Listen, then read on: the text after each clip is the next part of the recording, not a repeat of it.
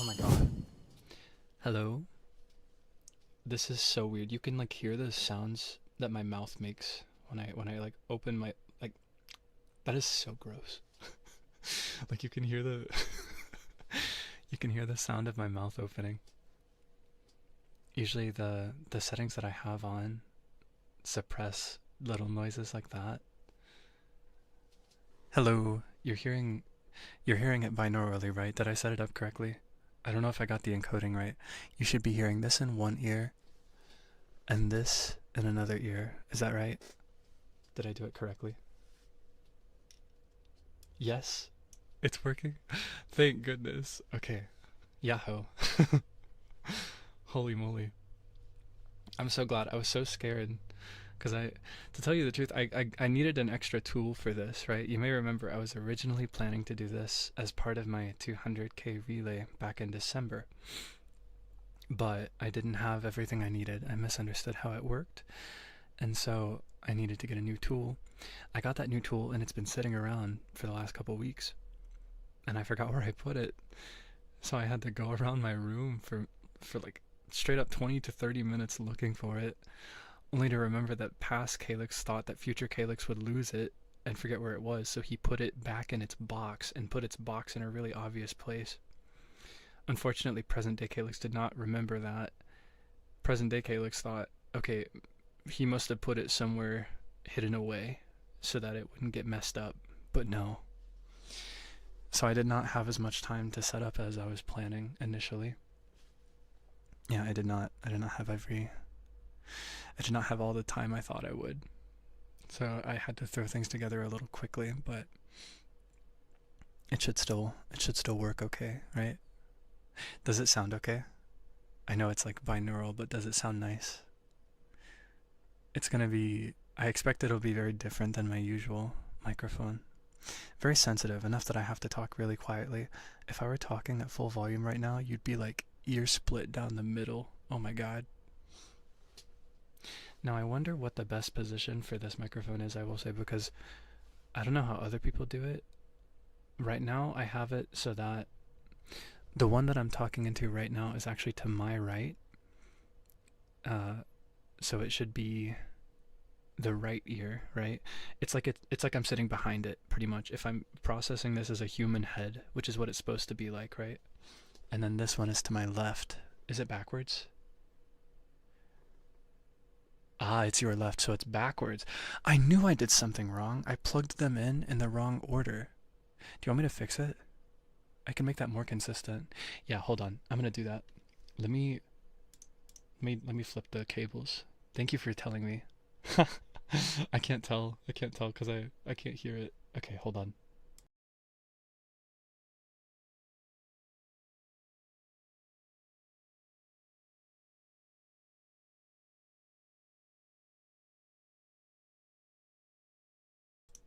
Hi, I'm back again. Okay, so this is to my left. This is to my right. Is it consistent now? Is this to your right? And this to your left? Thank you so much, and thank you for waiting. Yeah, I'm not sure if it's better for me to be behind it like this, or if it's better to be in front of it. What do you think? Because right now I'm sitting behind it, but I could maybe rotate it so that it's like I'm talking to it rather than behind it.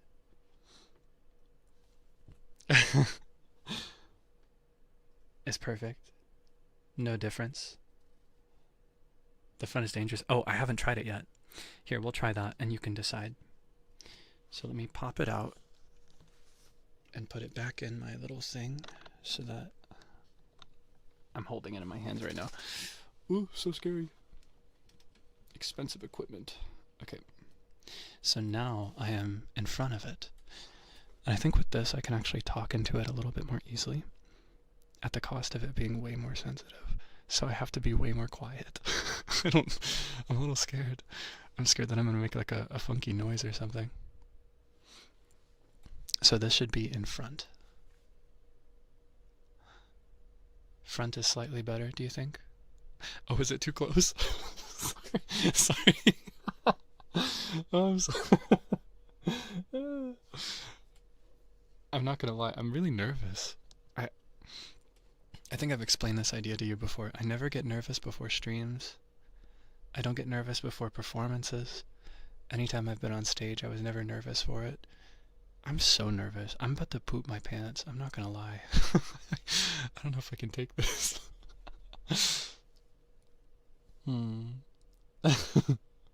Yeah, it is the whole point that it's sensitive, but I'm shy. What if what if my nose makes a weird noise? Sometimes my sinuses make weird noises.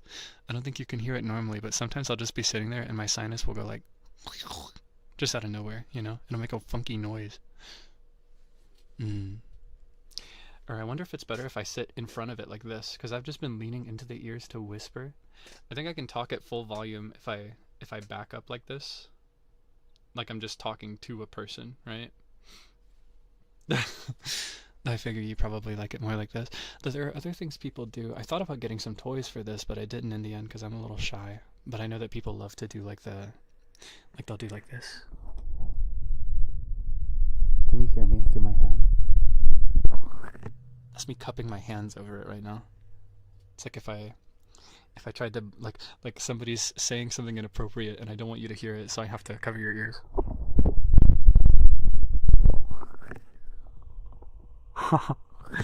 It's so weird. I bet you could hear my heartbeat too if I brought it close enough. I wonder. But I'm a little scared to try. Oh, and you can hear my ancient squeaky chair too, really clearly, right? I move 1 inch and suddenly the chair is like. You want to try it? Okay. I'll bring it as close to my chest as I can be comfortable with, and I'll see if you can hear it. It'll be in this ear, okay? You might have to listen closely. I haven't tried this yet. Actually, no, I think I'll do the other ear. The other ear would be easier, considering where my heart is, right? Okay, it'll be this ear, actually. Alright? I'm shy. Okay. Okay.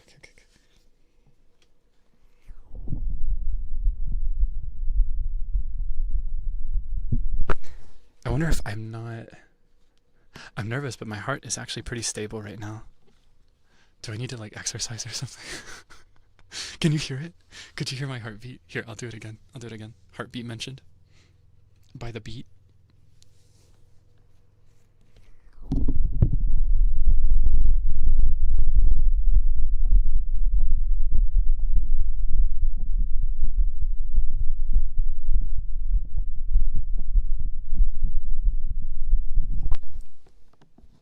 Oh my gosh.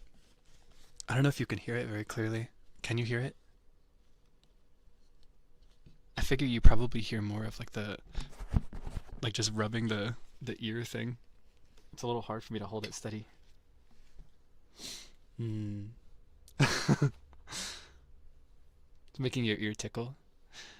Oh, I think I've told you this before. When I was in high school, my high school friend group, we had I say we, it's more like they and me. They had this thing where they would mess with me.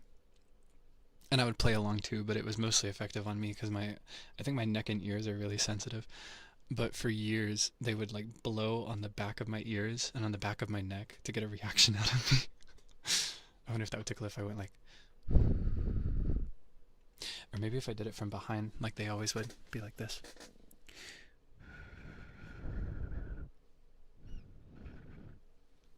That's so weird. So strange. I figure more than the sound though, it'd be the sensation, right? Like feeling the air. Oh, you can hear me scratching my chin. It's so sensitive, that's so weird. Holy moly. Yeah, this should be illegal.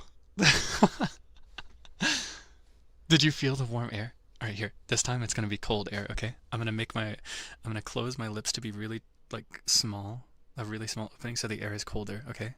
See if you can feel it, alright?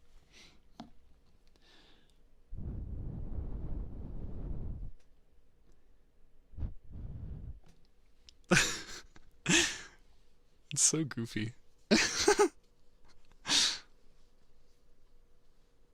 Placebo, right? Can you feel it? Say, can you feel it? It's in the air tonight. We'll take you for alright. Come on and get up and move your body to the rhythm. I can't sing too loud. It's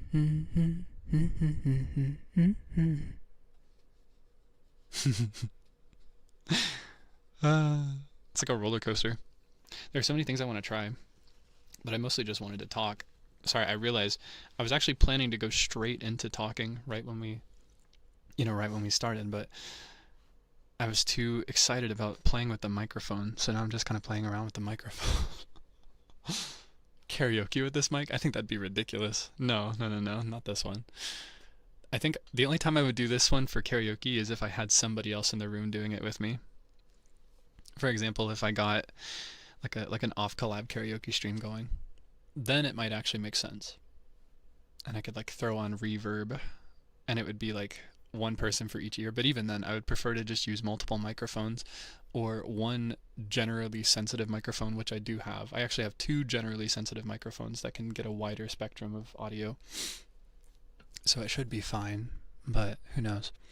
Maybe this will have its use. We used one of these during the off collab with Zeal, actually, because of the microphones he had available. This one had the widest range, so it was able to pick up both of us at the same time. Zelda lore? Alright, ask me anything about Zelda. I'll answer exactly one question. That'll be my limitation, otherwise I'm going to end up talking about Zelda the whole time. I did actually think about making today like a whispered presentation about Zelda, but I think I'd rather save that for when I can yell, because I get a little fired up sometimes. Who is Zelda? Wow. Wow. Who is Zelda? You don't know who Zelda is? Well, the question is actually a kind of complicated one to answer. Same thing with answering a question like who is Link or who is Ganon, because, well, Ganon's a bit different, and Zelda in context is also a little different, but in essence these are actually completely different people that have the same name. But I can answer for Zelda specifically.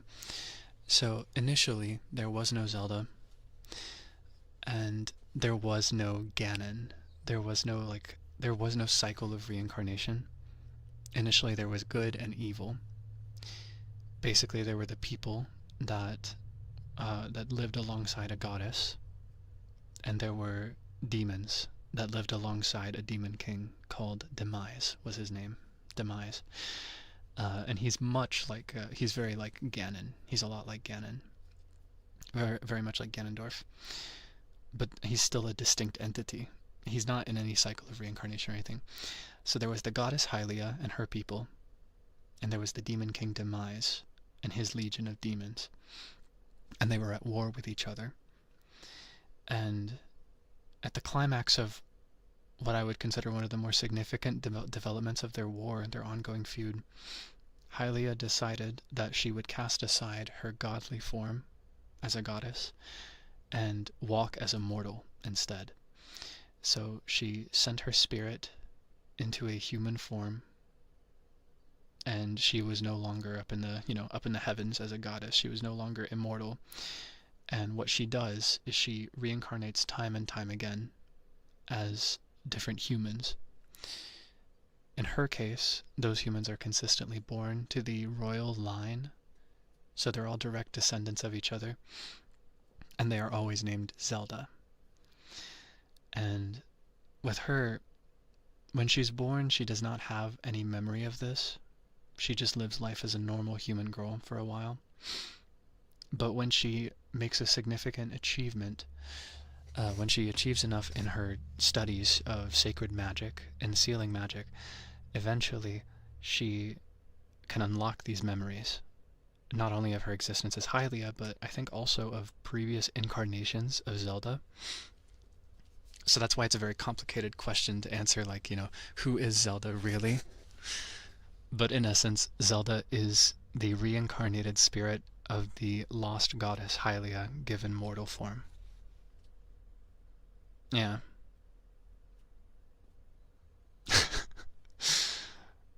That's pretty much how it works.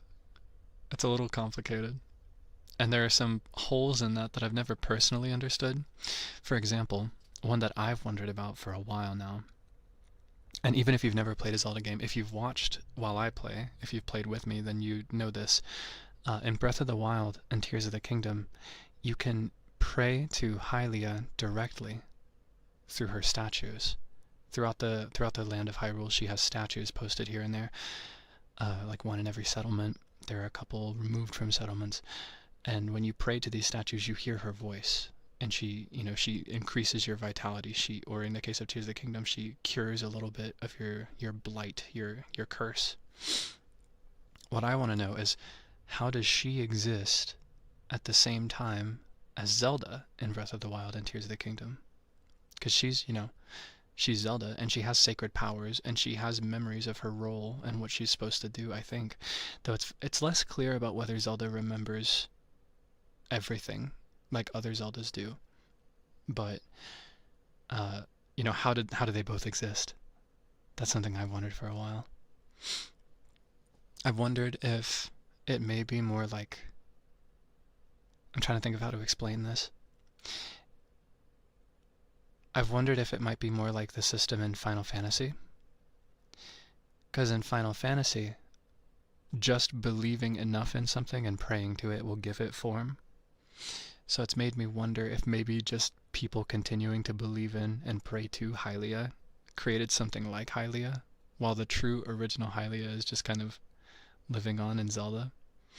But I don't know. I'm not too sure. Yeah, like in Faerun as well, Dungeons and Dragons. The power of faith. I've wondered, because otherwise, just based on the mythos that's available through the Zelda games that I personally know, at least, unless there's some important development that I don't know yet, or that I've missed or forgotten, Zelda and Hylia should not coexist as two separate things. Maybe that's it. Maybe it's like part of Hylia is severed. Or maybe it's just like an echo of Hylia. Or maybe it's more just like sacred power that is going and recognized by the name of Hylia, but it's not actually Hylia.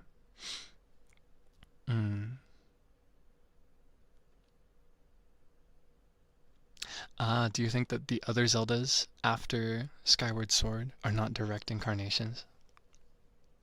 That's an interesting thought. I'm not so sure. How about Link? So in Link's case, rather than being the same soul like it is for Hylia, it's more like the same courageous spirit. And I think it's distinct from a soul, a spirit being distinct from a soul. It's like he has the same courageous potential and the same heroic value, but each Link is a completely different person. And in one case that I actually think is particularly interesting, and not enough people consider this detail, is in Wind Waker. Because in a lot of the Legend of Zelda games, Link, he's living a normal life, but he's called to adventure by something sacred. He discovers that he is to bear the Triforce, or he's sent on a sacred duty by something related to the Triforce or related to the royal family. There's something significant and important that is calling him to it. But in Wind Waker, there was nothing like that. In Wind Waker, he was not meant to be the hero or anything, as far as I know. He just went on an adventure because he wanted to save his sister. And he fell into important, significant stuff related to the Triforce and related to the prophecy. But as far as I know, he was not prophesied to be the hero like other ones were. You know what I mean? He was just a regular guy. That's something I like a lot about Wind Waker. He was just a regular guy. Link had a sister. Several Links have had sisters, actually. Or I say several, just a couple that I can think of off the top of my head. In the case of Wind Waker, he had a younger sister named Aryll. In the case of Breath of the Wild, Tears of the Kingdom, though we'll never encounter this in the game, this is more like text that you get from it's not the Hyrule Historia, it's one of the books connected to the Historia. Through like the art book and development log books, you learn that in Breath of the Wild, that Link in particular, before the gap of 100 years where he slumbered, he did actually have a younger sister and I think a father as well, right? The skeleton in Twilight Princess? Oh, there's something really cool about that guy. So the skeleton, or I believe you're referring to the hero's shade, right? The Stalfos that wears armor and wields a sword. The hero's shade in Twilight Princess is actually, I don't know if they've ever explicitly confirmed it, but they've made it so obvious that it's basically confirmed. He is actually the hero from Ocarina of Time and Majora's Mask. It is that Link. He lived on as a Stalfos, or like a skeleton, because he had some important regret that was left unfulfilled. And he wanted to pass on his knowledge. And yeah, so that is actually one of the only Zelda games where you technically have two Links in the same space. You could argue that you have that for Hyrule Warriors, but those are not considered canon, or most of them. I think the newest Hyrule Warriors title, the one that is like a prequel to Tears of the Kingdom, or I don't know if you'd even call it a prequel because it's earlier in time, but it's complicated because there's time travel involved, right? But yeah, that one I think is canon, right? Age of Imprisonment, yes. I haven't played it yet. I need to play it. I haven't even gotten it. I need to play it. I've been so busy. I don't really play video games for enjoyment much anymore. I kind of miss it. How many games are there? Oh my gosh, you have no idea. There are so many Zelda games, and yet not nearly enough. I want 100 more. Like a separate timeline. I know that for Age of Calamity, that is more like a what if timeline.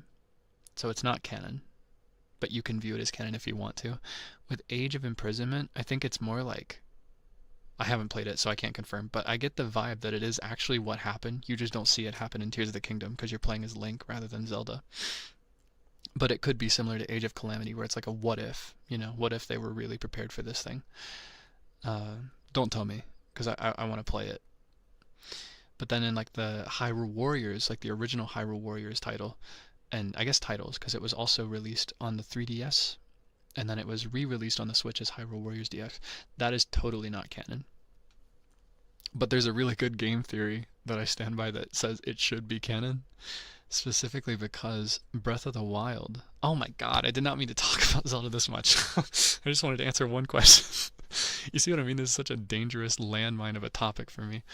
But there's a really good game theory about this. As far as the Zelda games go, they're released in a, just the order they were released in, but there's a chronology. Like the story goes in a very certain order, unrelated to the release order of the games. But for Breath of the Wild and Tears of the Kingdom, their place in the timeline is very unusual, because after Ocarina of Time, the timeline splits into 3 different timelines that happen separately at the same time. So they can't coexist in the same timeline, Like, for example, Rito come to exist in the timeline where the land of Hyrule gets flooded in the absence of the hero, or rather when basically, there's so much context that I have to explain to make this make sense. In Ocarina of Time, you time travel back and forth 7 years, and you age as you do it. So part of the game you play as a little kid, and then part of the game you play as a young adult. And at the end of the game, Zelda sends you back so that you can live your childhood normally, because she grieves that you had to lose so much of your youth to save a country that, you weren't really particularly invested in saving before. You were just kind of pushed into that position without any option. So she sends you back to live out your childhood. She sends you back 7 years with no way to come back to the future. So that's where the timeline splits. There's the timeline that you go back to and live as a child, right? So you're there for that. And then there's the timeline 7 years forward that you left behind, where the world was destroyed but then saved, right? So there's one timeline where you're a child and the world has not been destroyed yet, because the catastrophe is completely prevented in that timeline. But then there's the one that you left behind, where it was destroyed and saved, but you're not there anymore, right? In that timeline, the land of Hyrule gets flooded, and that's where Wind Waker starts. And in Wind Waker, the Rito, which are freshwater creatures, they're freshwater fish people, or not the Rito, the Zora. The Zoras, they're freshwater fish people. They can only swim in fresh water, I think is how that works. It might be saltwater, but my understanding is that they were not able to adapt very well to ocean life because it's salt water, right? And the land is flooded with an ocean. There's an ocean over everything. And so they evolved into bird people. The Zoras evolved into what became the Rito.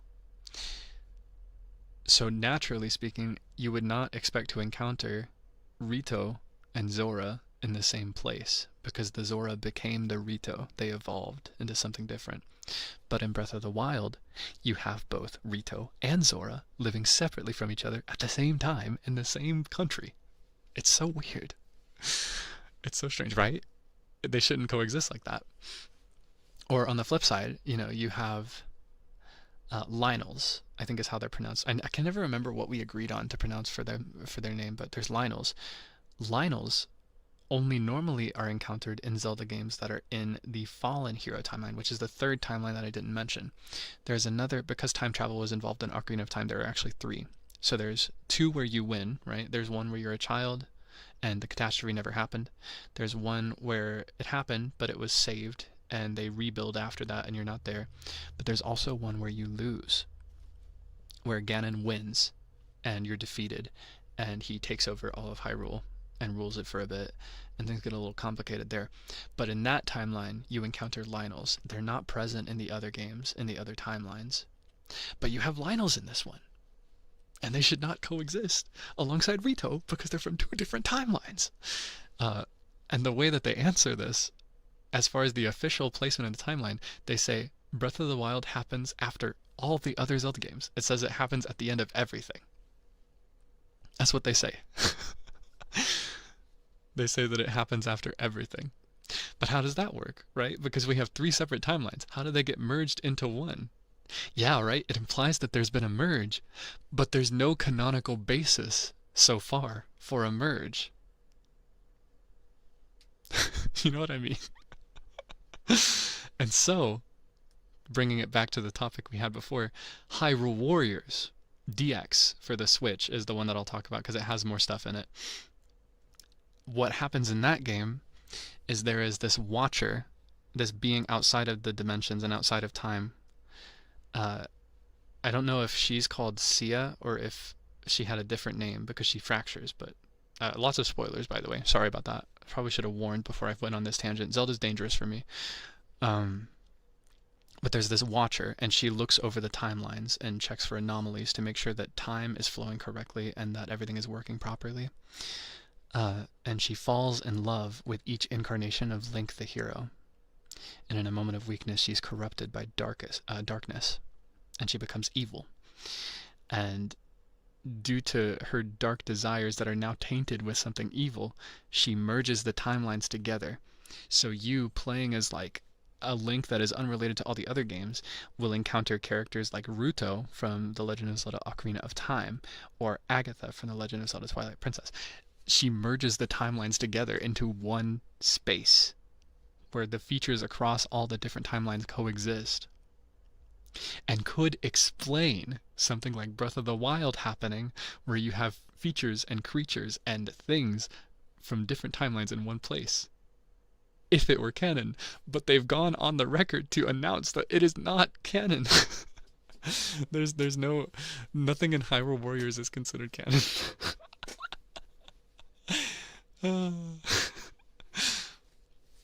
Yeah, it's not canon. So as it stands, we have 3 timelines that at some point join to result in Breath of the Wild, which is currently the last section of the timeline. There may be something that happens after Breath of the Wild and Tears of the Kingdom in the future, but we don't know yet because it hasn't been released. But as it stands, that's at the end of everything. It's at the end of all 3 timelines, which means they have to be connected at some point by something like also related to time travel, but we don't know what it is. So my hope, rather than them canonizing Hyrule Warriors, which would work, but I personally would not like it very much, my hope is that they will create a new Zelda game at some point that also uses time travel, similar to Ocarina of Time, and merges them into a shared timeline in a way that is very satisfying. That would be very nice. But ultimately, and this is what makes it kind of fun but also trivial to get into theorizing and getting really invested in lore for Zelda games. The thing there is that with Zelda games, I don't think they are thinking about the timeline, to be sure. Like they make sure things are consistent, and they do, even from earlier Zelda games before Ocarina of Time, they did write lore in the game, like the manuals that came alongside the game, like official written sources for the stuff. So they do think about it, but their priority is not lore. Honestly, I wouldn't even say their priority is storytelling with Zelda games. Their priority is always going to be interesting gameplay. That's always what they want to prioritize, is an interesting new feature. You know, for Ocarina of Time, for example, the big allure of that game was that it was in 3D, and it was in a time when you didn't really see very much of that, and you didn't see it done in this particular way, which is why to this day Ocarina of Time is considered the #1 video game of all time, just for the influence it had at the time. But then when you get into like Wind Waker, the whole appeal is that you have this massive ocean that you can sail over. If you see something in the distance, you can sail to it. And then, in the case of Skyward Sword, that one was one of the most linear Zelda games ever as far as storytelling goes. But one of the big achievements that one had was that it had a fully orchestrated soundtrack. Like they had a live symphony record these songs that you're hearing in the game, which is really cool, especially for the time when you didn't really see that. They're always aiming for big firsts, or like Breath of the Wild, it was similar to Wind Waker, where the whole gimmick is the scale of the game. If you see it, you can climb to it, you can run, you can take a horse. And then Tears of the Kingdom, I think the big gimmick is the fusion mechanic, where you can merge items together to make new tools and stuff. Things like that.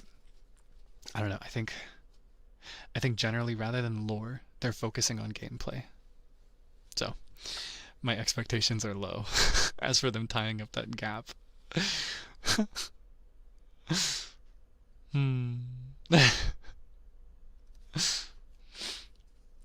Is there a specific order you need to play the game to understand the lore? You can play them in canonical order, like chronological order, but I don't personally recommend it. I would just play them in whatever order you like, because while they are connected, the connections are thin, and there's a gap between each game of like hundreds to thousands of years for each one. Aside from, I'm trying to think, the closest gap between two Zelda games where you play as different characters would be Ocarina of Time Majora's Mask to Twilight Princess, where you have a lot of the same creatures and structures and stuff, but it's at least a generation or two apart. But most of them, it's hundreds and hundreds and hundreds of years. Yeah, even the direct sequels, you don't have to play them in order. I'd recommend it in those cases. Like, for example, in Breath of the Wild, Tears of the Kingdom, the gimmick is not the story. You can play the story if you want to, but that's not the focus. So you can still play and enjoy Tears of the Kingdom before Breath of the Wild. However, Breath of the Wild feeds directly into Tears of the Kingdom, so you would realistically want to play that one first, right? But you don't have to, and you can still enjoy it. But yeah, most Zelda games, they are self-contained. There are connections to other games, but the connection is small enough that you don't have to play it in that order. I actually thought about that. There's a timeline where our first game that we played after I debuted was actually Skyward Sword, because in the timeline, Skyward Sword is the very first one. It's not the first Zelda game that was ever released, but it was right now, it's the first one in the timeline. There is actually more story before that you can read in the Hyrule Historia. It was published as a manga in the last chunk of the Hyrule Historia, where you can see a character that's a lot like Link, but he predates the cycle of reincarnation. It's kind of interesting. But that's where you get into, like, how do I phrase this? That's where you get into lore that's removed from the games, which is always in this kind of dubious pseudo-canon territory. It's like partially canon, partially not canon.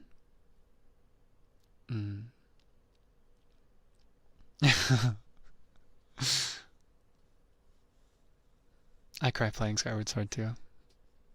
What's Wolf Link about? No, wait, this is just becoming a Zelda talk. I wasn't supposed to talk about Zelda the whole time. I didn't even ask you how your day was yet. I got so distracted. And I can only go for like an hour and a half today, too. That's so tragic. Ah. I wanted to answer it too. I need to stop. We've been talking about it for 40 minutes. Oh my god. It's so dangerous. Unironically, I think when you subtract the initial testing of the microphone and the loading screen, I think we've been talking about Zelda for half an hour. I unironically could talk about Zelda the whole time. uh,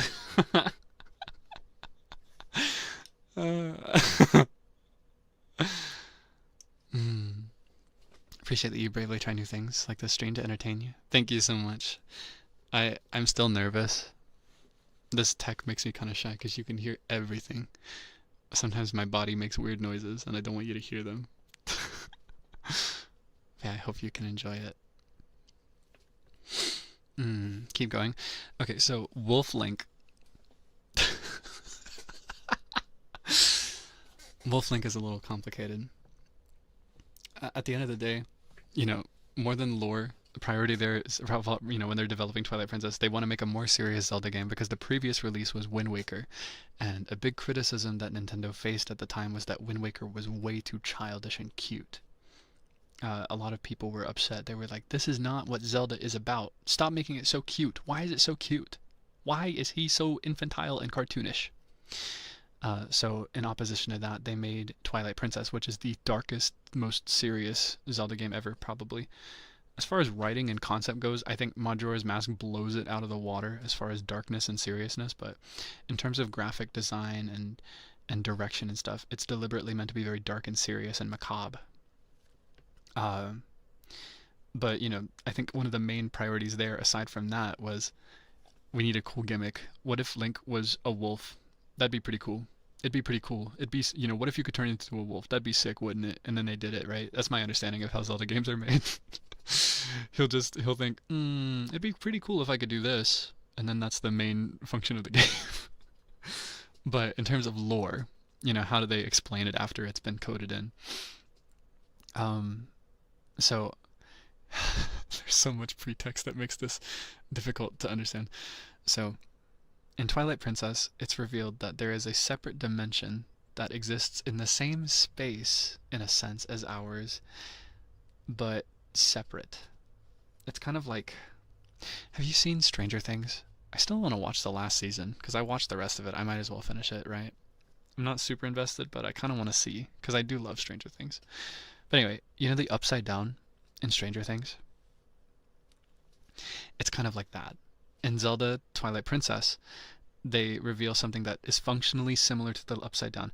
There is a different dimension called the Twilight Realm, and it's a place where these Twilight people live, and the lore for them is so deep and complicated and interesting, and I want to get into it, but I'm scared. But I'll summarize it by saying that there was something very important and very sacred to the world, and there were people that tried to steal it and keep it for themselves, and as punishment, these people were banished to a desolate place that was disconnected from the main world, and that is the Twilight Realm, and the people that live there now are descendants of the people that were previously banished there, and they've now just kind of like made it their home, even though they didn't actually commit a crime. It's kind of like Australia. The Twilight Realm is basically Australia. People were originally sent there as fugitives, but now it is a thriving country that is very awesome to be in, populated by non-criminals. You know what I mean? That's the best way I can explain it in real world analogies. Yeah, the Twilight Realm is basically Australia. A bunch of magic criminals were sent there, and then they lived there, and now it's just a regular place. It's not like a prison anymore. Yeah, fun lore for Australia, if you didn't know. Originally, it was just a place where they sent criminals, aside from, like, natives, of course. But yeah. And then, so there's this separate place in a separate dimension, and you have to travel through a portal to reach there, so naturally you don't actually see much interaction, if any interaction, between the Twilight Realm and Hyrule, is what we'll call it. But, like, just the world of light that we live in, that they live in. I say we as if we live there. You know what I mean. And there's this man in the Twilight Realm who wants power. He wants it so badly. He's a very pathetic, sad little man, and he feels very sad and little. He feels small. And Ganon, big bad guy, he connects with this guy. He manipulates him. He promises him strength. He lends him strength. And with that strength, he steals authority away. And he wants to take over the world of light and turn it into something like the Twilight Realm. And this is where it becomes more functionally similar to the Upside Down. He creates these rifts, and it sends people into a place that looks just like the one that they live in normally, but it's the Twilight Realm, and they're confused and disoriented and stuff. And ordinarily, when a person is sent there, or when they're trapped there, they become like a flame almost. Like their soul is different. And they aren't able to fully navigate and interact with things. They're just stuck in this weird liminal space where they can't really touch or see or understand anything properly. But Link, fact check me on this actually, because I don't remember 100%, but I'm pretty sure that the idea here is that because his spirit is so courageous and because his conviction is so deep and resolute and everything, his soul is different. And so when he is cast into this place, he is transformed into something physically different so that he can adapt to that realm and live in it almost as if he lived there originally. Because there are like Twilight creatures and people, right? And they can interact with the Twilight realm and everything in it normally. So that's what happened to him. So basically, because he's nothing like y'all, because he's nothing like y'all, he he transforms rather than being lost and confused and dazed. He transforms into a wolf. That's why he's a wolf. And I don't know why a wolf specifically. I think they just thought, what if you could play as a bipedal creature? Wolves are pretty cool. Link is kind of like a wolf. Let's make him a wolf. That's probably what happened, right? At the drawing board, they probably just wanted him to be a wolf because it'd be fun to play as a wolf. But I don't know, maybe you could say that the wolf is like the best animal equivalent to his vibe. Bipedal, quadrupedal, sorry. Bipedal is standing up on 2 feet. Wrong word. He's just so wolfcore. Is that his fursona? I mixed the words up. They wanted to play as a quadruped. Sorry. Quad, not bi. Quad. Language is hard.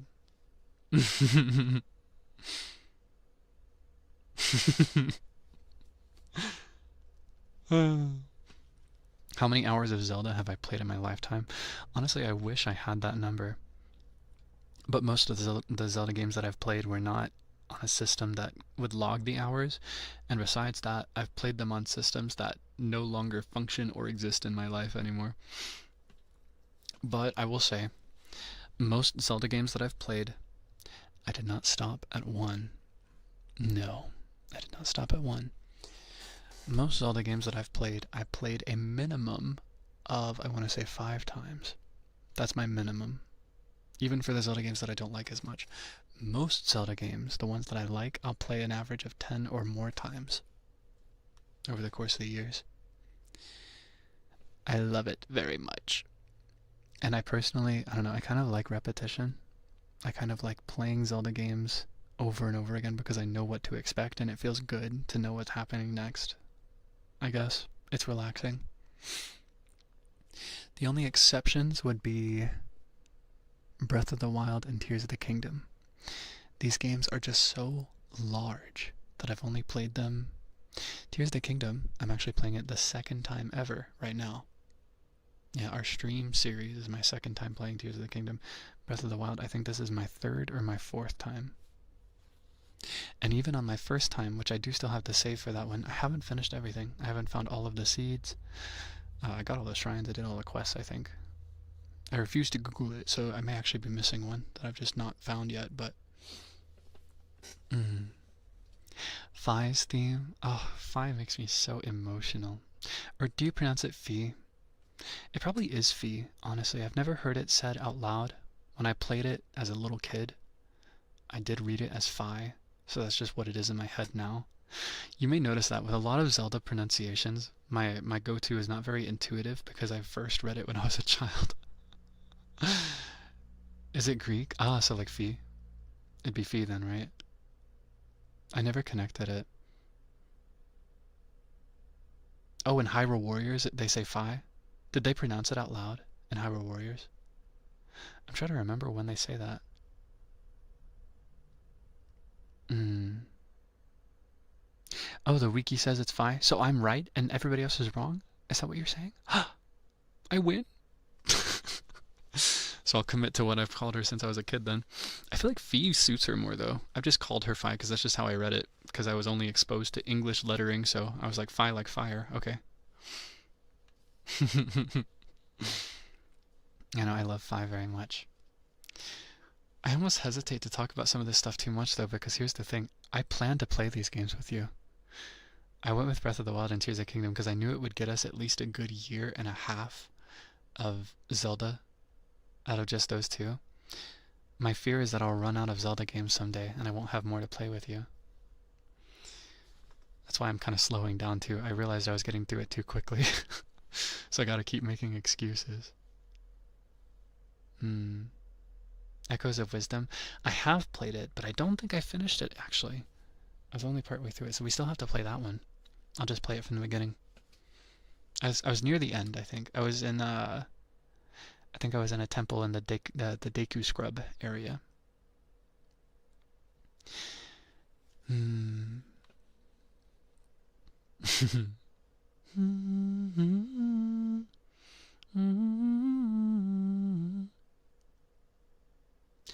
Ah, yeah, each game we could do like a full stream talking about it, maybe.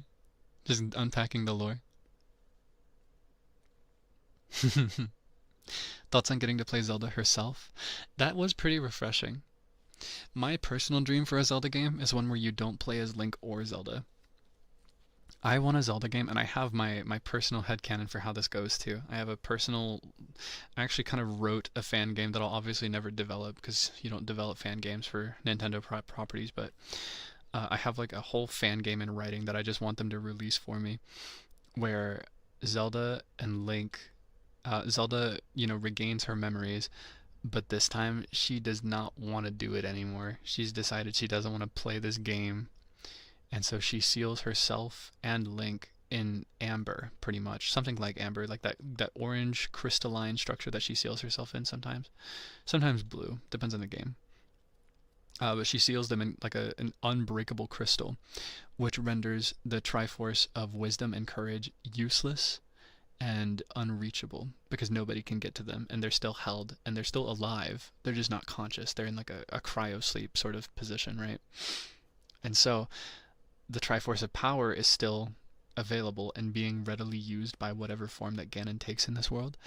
So my vision for a Zelda game that I want so bad is one where you play as a regular person. You could play as a Hylian or maybe a Goron or a Zora or whatever, or maybe just Hylians if they wanted to restrict it and keep it fixed for a fixed experience, because there would be some limitations, I imagine. I don't think Gorons can swim. Zora are weak to electricity, things like that. But I would love one where you just play as your own character and play through Hyrule, and you're ultimately not powerful enough to defeat Ganon by yourself, like Link would be, but by banding together with the people of Hyrule. It would be nice to see a story where they save it for themselves, rather than having the main character come in and do it all by himself, It'd be so good. Oh, that'd be so nice. I personally would be so happy with that. Yeah, saying it out loud means it'll never happen, unfortunately. I've cooked it. It'll never happen. Sorry. It's my fault. Play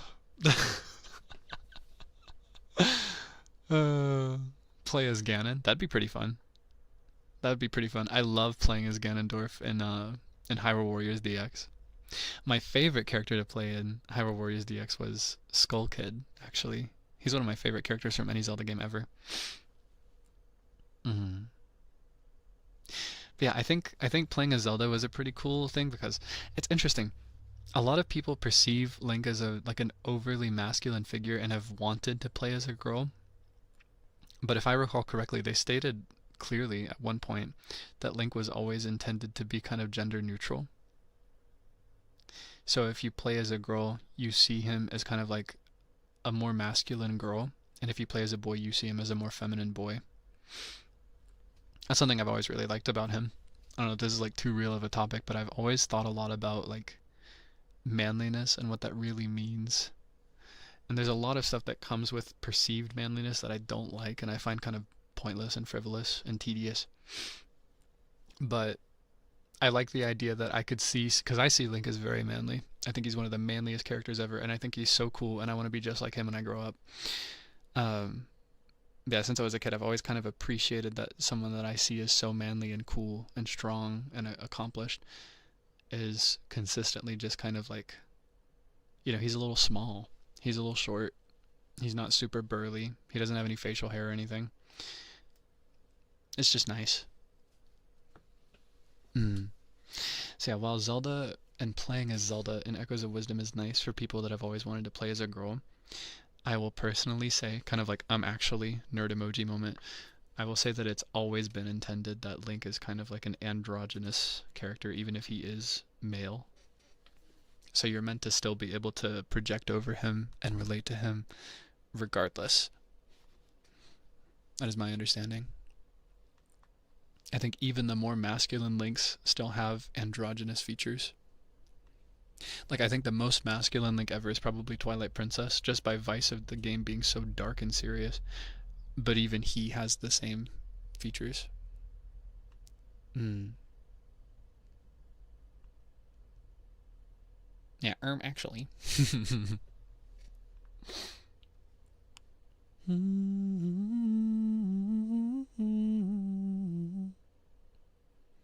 I love his eyelashes. I specifically, I think my favorite thing that makes a Link is specifically the eyes and the eyebrows. I wish mine looked like that.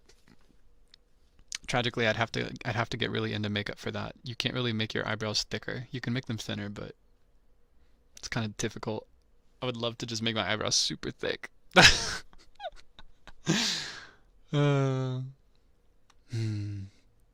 I don't know if you noticed, I found that this ear is kind of easier for me to talk into than this one over here.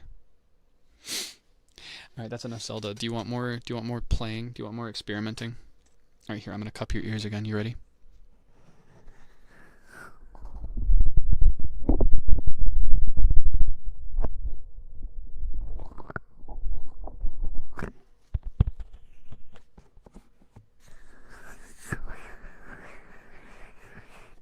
It's so weird. I've always wondered how they make those sounds. I'm gonna be so honest, because I've listened in for like 2 seconds and then gotten overwhelmed and left when I've seen people doing streams with these microphones before. Whenever I heard that specific sound, I always thought they were using lotion. I was like, why are you putting lotion on your microphone? Ew! Yeah, I genuinely thought they were using lotion to get this sound. That's what it always sounded like to me. Tapping around the ears, I could. Like this. I could pat the earlobe.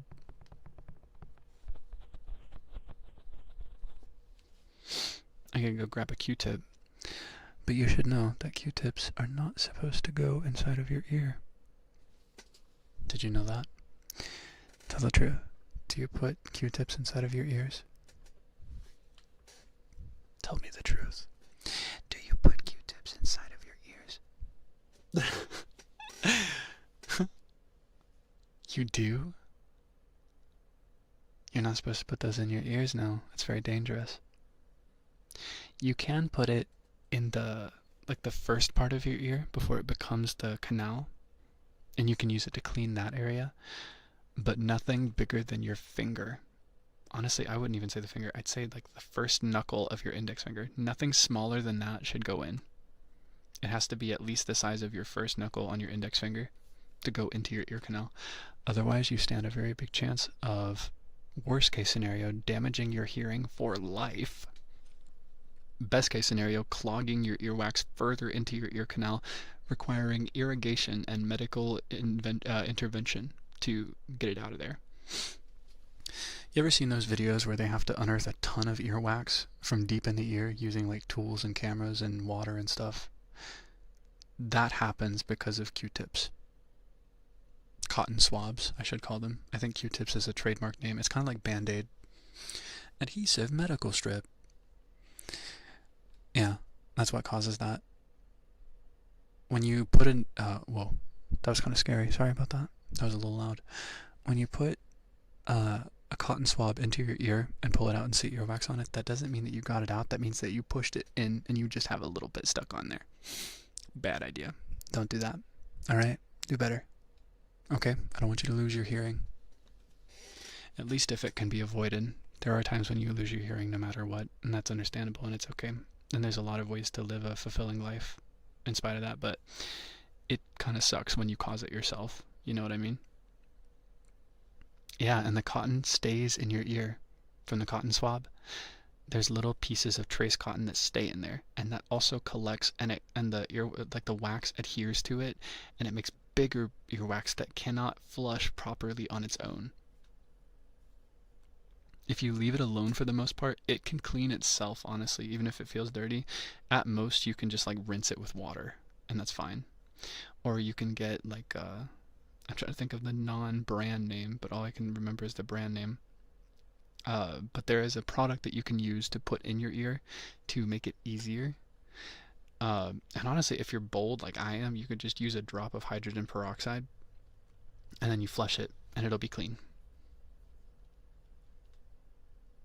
Yeah, there are drops that you can use if you need to irrigate it. It's always better to use water than cotton swabs.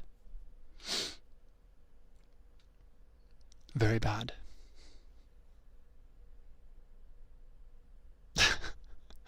Hydrogen peroxide is crazy work. Just one drop. Just one drop. It helps. It breaks up the wax. Maybe double check that though. Maybe Google before doing that. But that's what I've always done. And my ears are great. All the fizzy, that's the point. It breaks it up. So then when I flush it with a syringe of water afterwards, it all comes out. It's so awesome. Yeah, not medical advice, by the way. I'm not a doctor.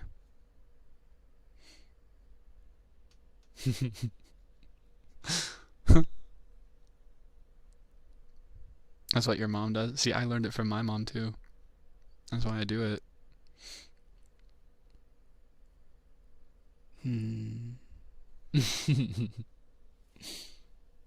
The water will go to your brain. I don't think that's how that works. I don't think that's how the ears work at all. And don't worry, there's water in your brain anyway. You got your cerebrospinal fluid all up in there. Yeah, an ASMR stream is just talking about Zelda for over half an hour and then talking about healthy habits for your ears. I think Link and Zelda would have an easier time cleaning their ears. Well, they have pointed ears. They are Hylians, which means they have pointy ears. So maybe they have an easier time. I don't know. It's hard to say. Ooh, what if I did the ASMR thing where they talk without actually expelling any air? Do you know what I'm talking about? That's so gross. It's so gross. That makes me feel gross.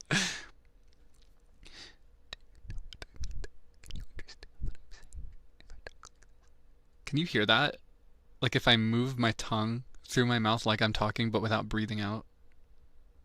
So it's like even softer than whispering. I think this is very gross. It makes me sick. It makes me sick. It makes me sick. I don't like it. I don't like it. I don't like it. I don't like it. Don't do it again. Oh, you don't like it? Or do you just not like me? Huh? You don't like that? Or do you just not like me?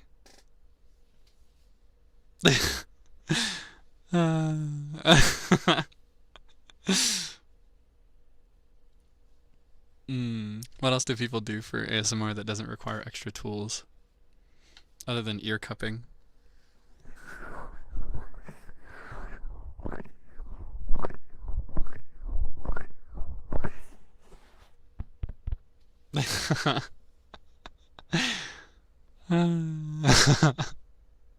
Rubbing my hands together, you want to hear that? Yeah, I took my gloves off for this.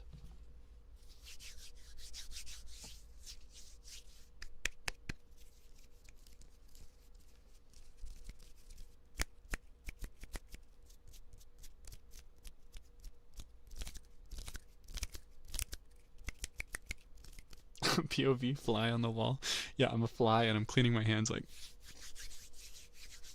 I'm a fly on your shoulder right now, cleaning my hands.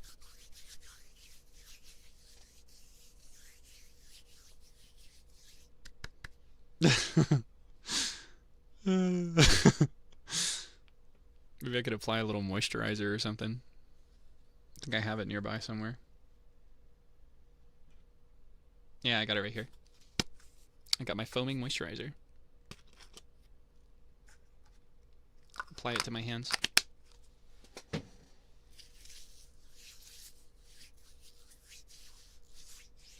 Probably sounds about the same though. No longer super dry.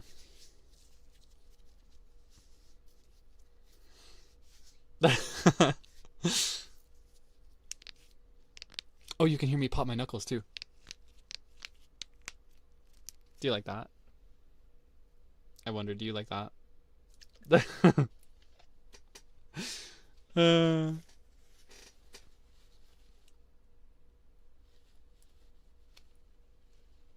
my gosh.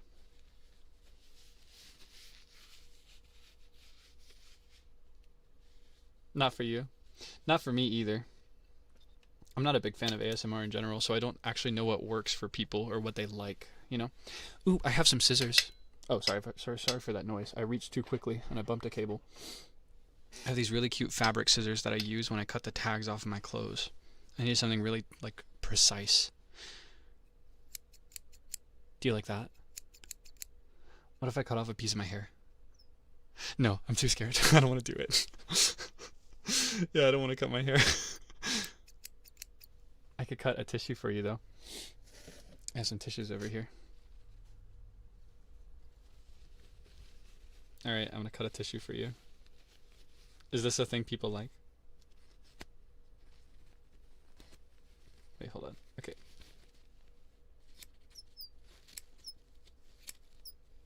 Seems like I need to put some WD-40 on here.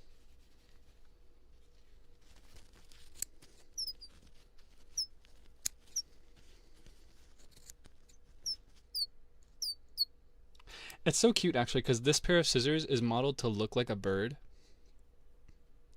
It's modeled to look like a bird, and it squeaks, but it's not supposed to squeak. Oh, if I hold it this way, it won't squeak. It's because I was putting too much pressure on one side. Here's what I'll do. I'll drape the tissue over the microphone so it's like it's your hair. All right, I'm gonna give you a haircut. Don't worry, it'll be just like a trip to the dentist. Stay perfectly still, please.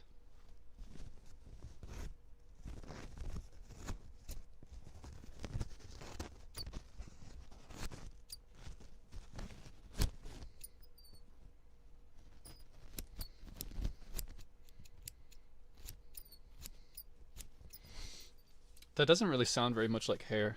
TBH. The dentist? Yeah, I'm cutting more than hair right now. I'm cutting teeth. Ooh, do you want to hear my pee-pee?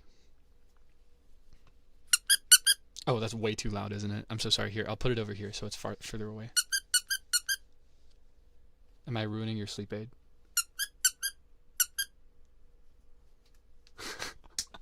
Oh, I dropped him. Oh, hold on. I want to use this moisturizer too. I actually use two moisturizers. This one has a nice smell. This one smells like coconut. Oh, that smells so nice. My coconuts.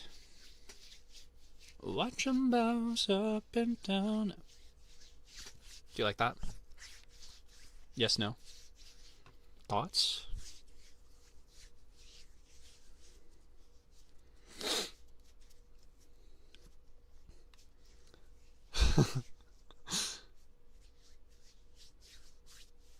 Is coconut an ASMR word? Coconut. Do you like that? Sicko. Okay. I'm gonna roll my sleeves up a little bit. Get my upper wrists. Ooh, do people do ASMR with nails? My nails are getting a little longer. I have my empty mug. I finished my tea earlier while I was working. I've been locking in so hard lately. Is this an ASMR trigger? Do people like this? Do you like that? Sicko. Sorry. I'm just gonna say that no matter what.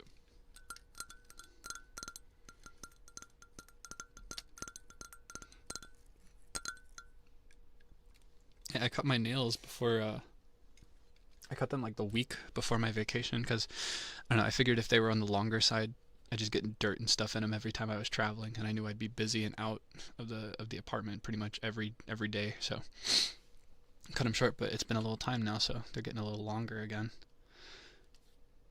And you start filing them again. Don't be mean. I'm not being mean. I'm just teasing. I'm just teasing you. I don't mean it.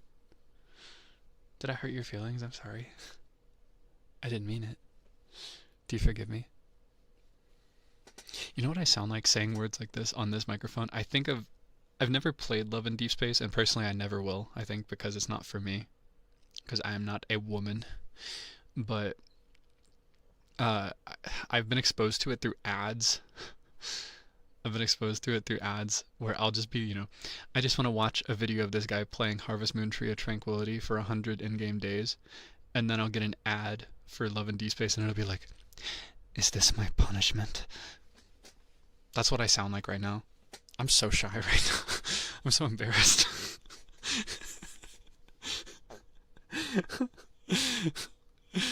Did you just hear the noise that my stomach made?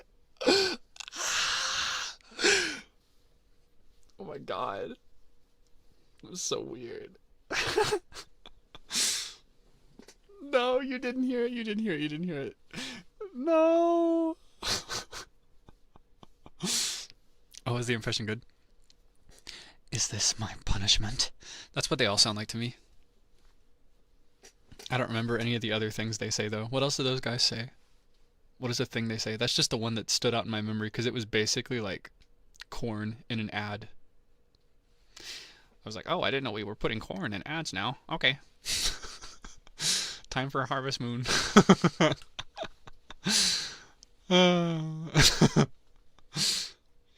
Kitten? No, no, no. I can't call you kitten because I'm a kitten. That'd be kitten on kitten kittening. I'm a kitten for the rest of the month, in case you forgot, or in case you missed it. Yeah, until a month from 2 days ago, I think. A month from 2 days ago, I am the proud kitten of UQ Wilson. He's my Discord zaddy. Yeah, so I can't call you kitten, I'm afraid. I might get away with Koneko-chan, but I'm shy. That's not what we're here to do today.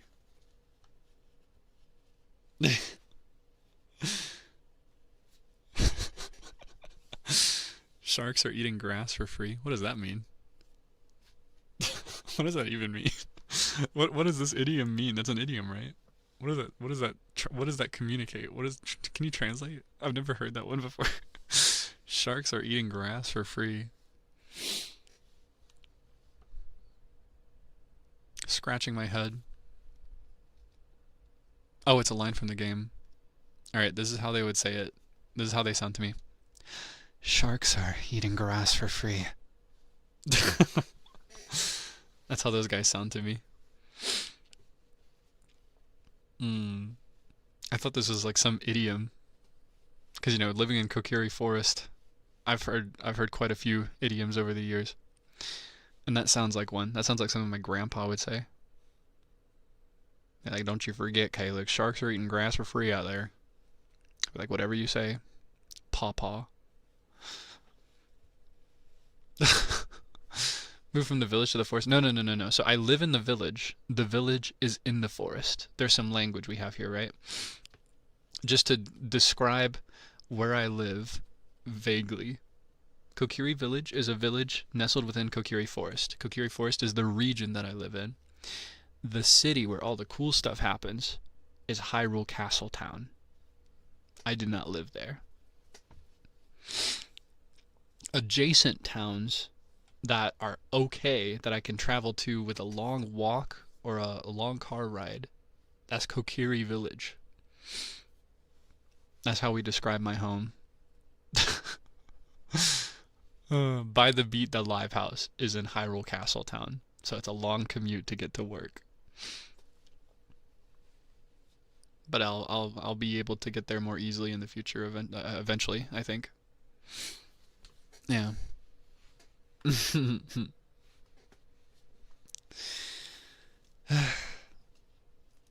I hope this isn't disappointing or anything, by the way.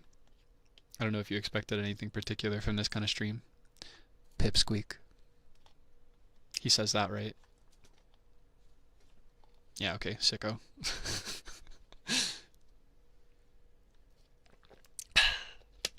I could call you that because I'm tall, right?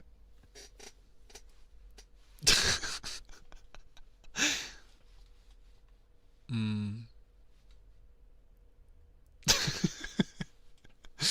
Yeah, I can't call you Pipsqueak. My nickname for you is Sicko. I'll call you Starlight and Sicko if you're nasty.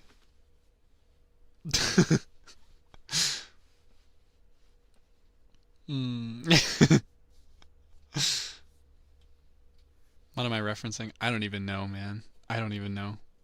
I'm not familiar. I'm referencing media that I'm not privy to.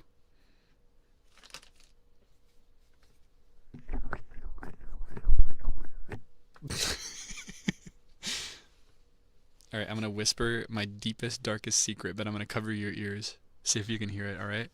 I'm about to whisper a secret.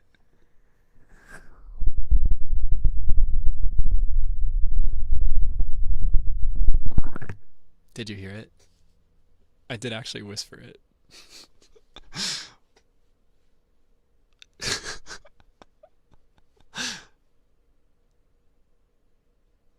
I did actually whisper something. You almost did it? Okay, here, I'll do it again.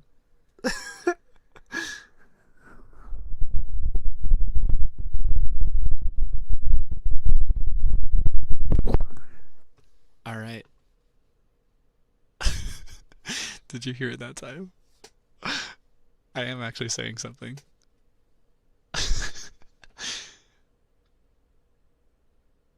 Alright, I'll try it one more time, but I'm covering your ears so you can't hear it. You just have to squint as hard as you can with your ears, okay?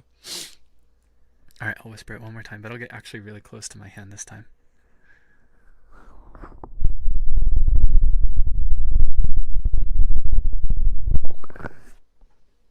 How about that time? Did you hear it? Guess you'll never know. Don't worry, I didn't even whisper an actual secret. I just said that I like hot dogs on sliced white bread. That's what I said. Which isn't a secret, but I think it is information that I'd be punished for anyway, so you still win. Yeah, like I like hot dogs on a regular hot dog bun, but because I ate them that way as a kid with like sliced white bread instead, that's just how I like it. Because growing up, we wouldn't actually get hot dog buns. It was we found that we saved more money by just using sliced white bread for both sandwiches and hot dogs. And we would also save a lot of money on hot dogs, like the wieners that go in the fridge. So I had a lot of those growing up. The process is that you nuke a pack of dogs in the microwave. You put them in the microwave and you cook them. And you get a bunch of other people to agree to eat them so that you don't run out. Or rather, so that you don't have to leave any in the fridge because it gets gross after you've already heated it up and then you put it in the fridge. And then you put it on a slice of white bread. You fold it over, kind of like a hot dog bun. And then you put your condiment on. I would just do it with ketchup. And that was how I ate hot dogs for years. And to this day, I still prefer it that way. Yep. However, if we're talking like actual hot dog, like proper hot dog, I like it very different. I like a steamed hot dog bun, you know, that's been softened and moistened a little bit by heating it up. And I like for underneath the dog, right? This is our start. You put the ketchup underneath on the bottom side at the base. Or no, it doesn't have to be ketchup. You put something on the inside so you're using your space more efficiently, and then you put the dog, and then you put chili on top of it. and then you do diced onions. Oh, it's so good. That's how I like it. And then sometimes I'll just put the ketchup on top of the chili and diced onions. And a little bit of mustard goes a long way, but not too much. Just a little bit of mustard. Do I put mayo? No, but my siblings eat it with nothing but mayo. They'll do a slice of white bread with a hot dog and mayonnaise. And I always thought it was the grossest thing in the world. To this day, I'm actually kind of weird about mayonnaise. I love mayonnaise, and I will eat it on anything that's served to me, but I actually kind of struggle to eat it at home, like if it's been put on something. Specifically because when I was a kid, my siblings were really bad about leaving mayonnaise out, and I'm sure you know mayonnaise spoils. So to this day, if I'm not like opening mayonnaise for the very first time, you know, like if it's not a fresh ball, like a fresh jar of mayonnaise, I can't use it. There's this limiter in my brain that stops me from using it. Now there are also kinds of mayonnaise that I've still never tried. I never tried that one super famous Japanese brand of mayonnaise that everybody says is like the justice of the mayonnaise world. I've never tried it.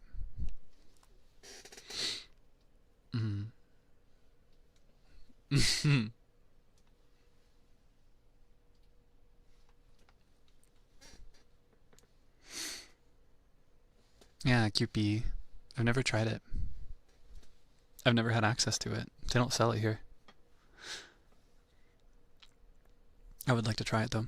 But yeah, if I can open a jar and be the first one to open it, and I'm so thankful. My siblings understand this about me, so they will usually let me be the first one to open a jar of mayonnaise. I love putting it on like a breakfast sandwich with eggs and cheese and tomato. Oh, it's so good. And a little lettuce too. It's so nice. Sometimes I cook with it, almost as like a substitute for butter, because it works very similarly, but it changes the flavor profile a little bit. Yeah.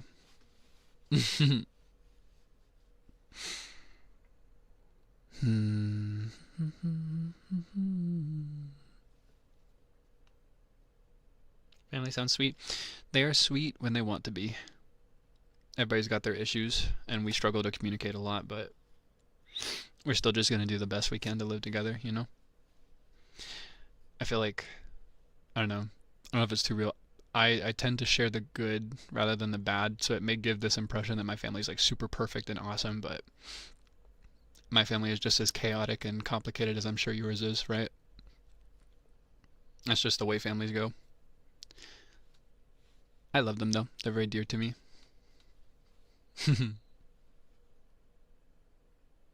Yeah. It's a very, very normal experience. I think some people are built to live together, and others are built to live separately. And living together with people that you're born related to can be complicated, because that means you're matched to people that you are not necessarily compatible to live with, you know? So it's like the nightmare roommate situation where you are somebody that needs the dishes to be done, and your roommate is somebody that will not do a single dish ever, but you're related by blood, so you have to stay together anyway. It's kind of like that. So there are fights, and there are going to be complications, and there's going to be tension. What matters is that you can work it out, find a solution that works for everybody. And for some people, the only real solution is to just live separately, and then you can be super happy, and that's awesome. And it's great when that works too.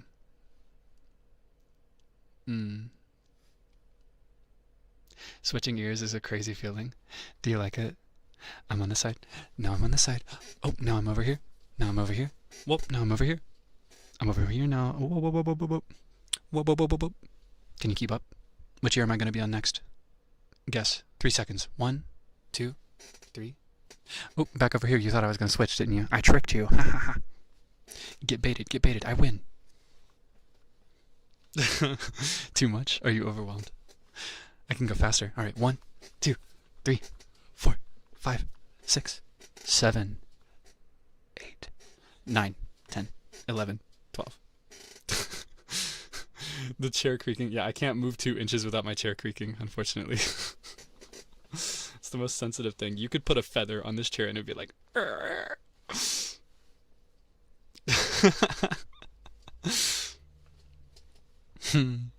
Like push-ups? You want me to do some push-ups for you? All right, I've got my idea to get my heart beating faster so you can hear it. I'm going to plank until failure right now. Would you like that?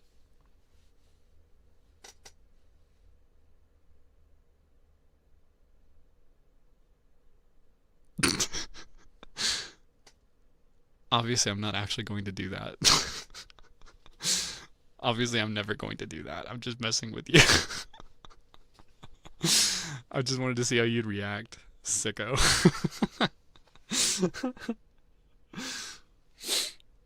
I'm not actually going to plank until failure. Why would I say it? Because I wanted to see how you would react. I wanted to see if you'd get it. I was just messing with you. I'm not gonna do that. You just want to hear me make funny noises, sicko.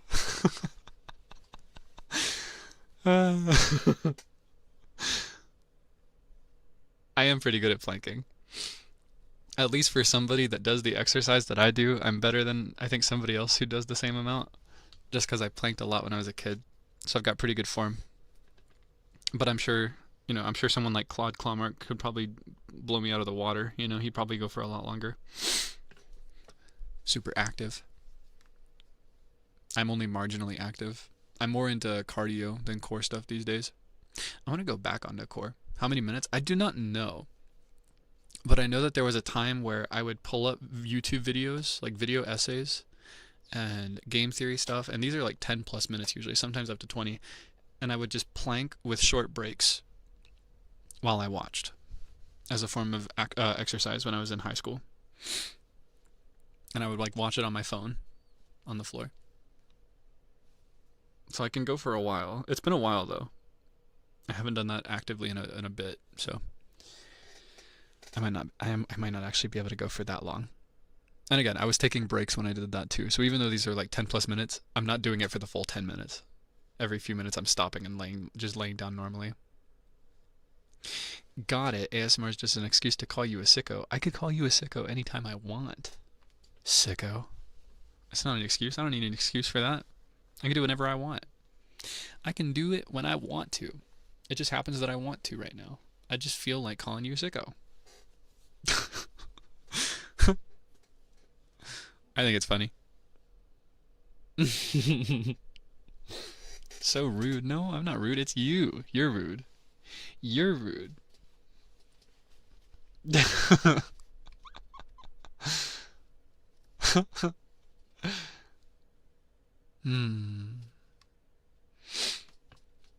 Are these not going to be for members only? If I do ASMR in the future, it'll probably be members only, but I don't plan to do it much in general because I don't have much confidence with it. Yeah, I have no plans to do it often or regularly. But this is the first one. This is my first time trying it. Yeah. Oh, happy birthday. Happy birthday to you. Happy birthday to you. That's all you get. You can consider this a birthday song to the entire world. You ready?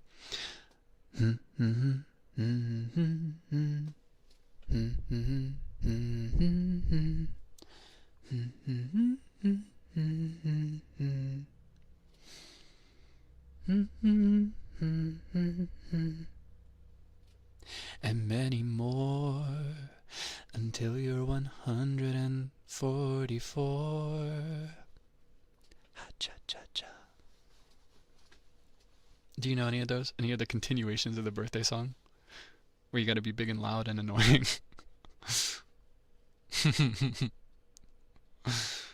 So irritating just doing anything to call you a sicko. What? Irritating? Wait, do you mean that? Do you think I'm irritating? Do you actually think I'm irritating? Oh no. I'm not trying to be irritating. I was just trying to have fun. I'm sorry. Did I get on your nerves? Oh. Irritating. I guess I am kind of irritating, huh? I'm sorry. Nothing hit. I'm just kidding.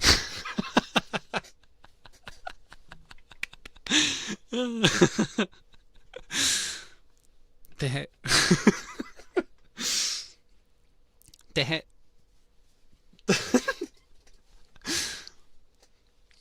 Red flag. No, I'm just joking. It's just a joke. Don't call me a red flag. It's not real. I'm just kidding. I'm just kidding. I'm just kidding.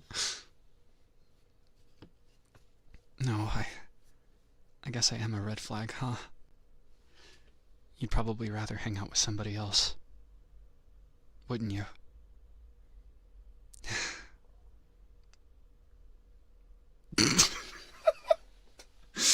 Oh no.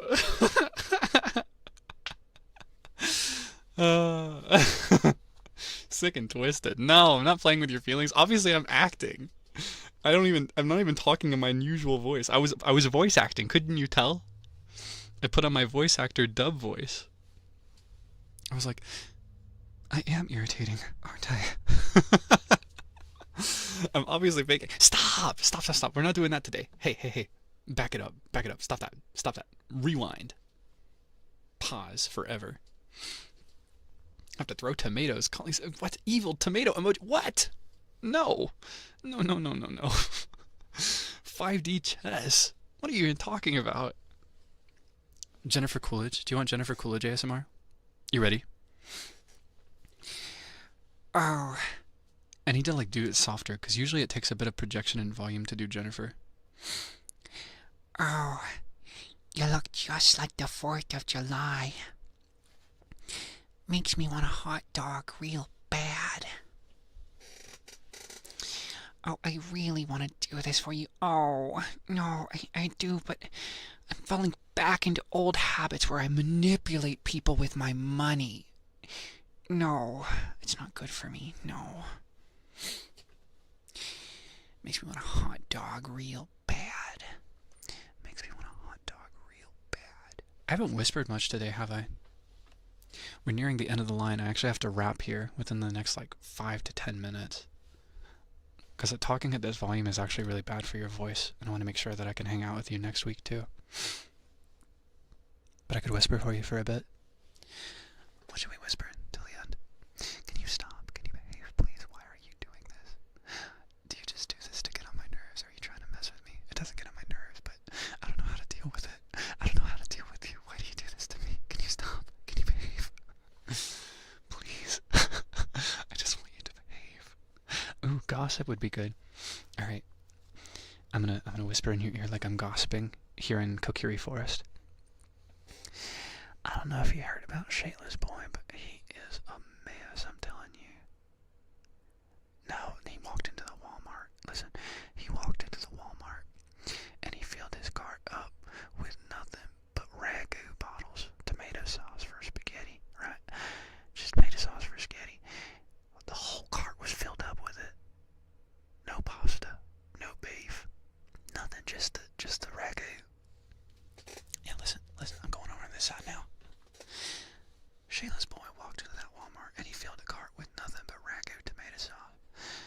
And he checked it out and it was like, I don't even know what to tell you. I was just getting there I was going to get my groceries, I just happened to pass by.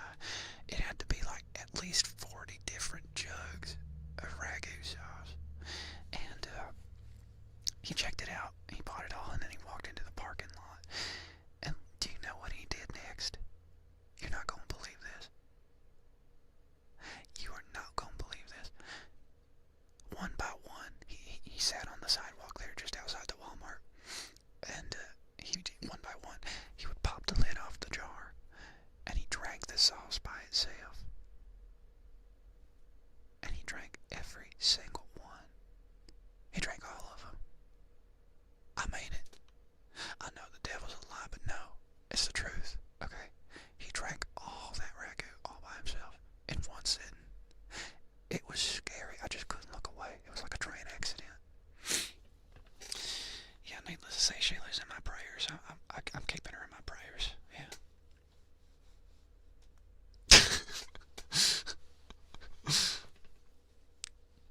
That's actually based on a true story, but I won't tell you how true or like what part is true, or who Sheila's boy is to me. Exaggerated, very greatly and deeply exaggerated, but is based on something that I've witnessed. It is based on something true. But I'm gonna leave you on a cliffhanger. Like I said, I have to get out of here. I was just aiming for an hour and a half for today at most. But I have actually witnessed something like that. You're gonna have to wait for the reveal. I'll tell you another time. Alright, I'll tell you one thing. In this story, Sheila's son is actually my brother. I just made up a character to tell this story, but Sheila's son is my brother, number 2. And and aside from that, it was not tomato sauce, and it was not that much, but I witnessed something a lot like this that actually left me shaken and uncomfortable. I'll tell you another time.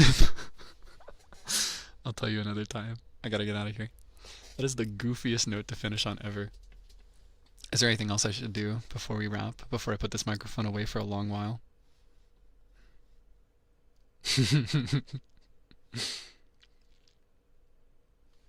Want to try the heartbeat again? Yeah, we can try that one more time. Let's see if you can hear it.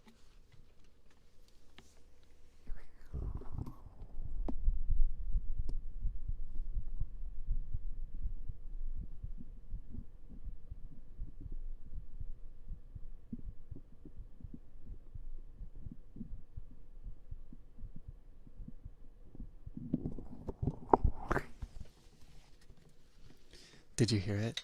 Oh my gosh. So scary. Ah. I feel like I was supposed to get less nervous as it went on, but I actually just got more nervous as it progressed.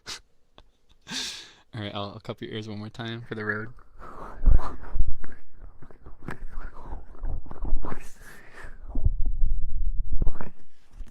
Is that satisfying? Do you like that? I could do... run my nails over each other or something.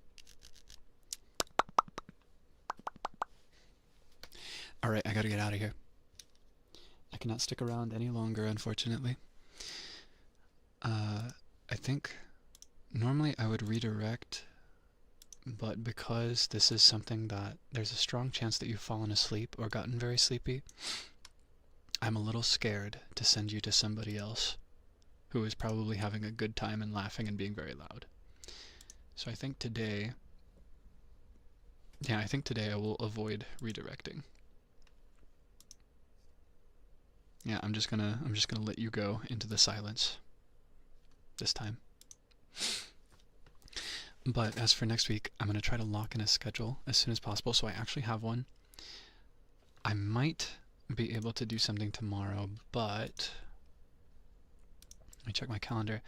Thing is, tomorrow I have meet and greets at Anime Impulse Los Angeles. Yeah, I'll be hosting meet and greets at AILA this year. So I might not be able to stream. And if I do stream, it might have to be later than my usual hour. It might be shorter, but whatever happens tomorrow, it'll be Gorilla. Rest of next week is undetermined, but I should have a collab at some point next week if I lock that in properly. So I'll keep you posted when I can, okay? Thank you as always for being patient with me. Okay, I did lower the volume of my ending screen, but I don't know if it's quiet enough. I apologize if it's loud or weird or anything. I tried to muffle it and lower the level, but yes, I'm gonna get out of here now, okay? As always, I hope that you can get some good rest. I hope that you get some good food. And as always, please stay safe, okay? Don't get yourself into any trouble. I'll see you again soon, okay? Thank you as always. Thank you for giving me the courage to try scary things. Alright. Bye-bye.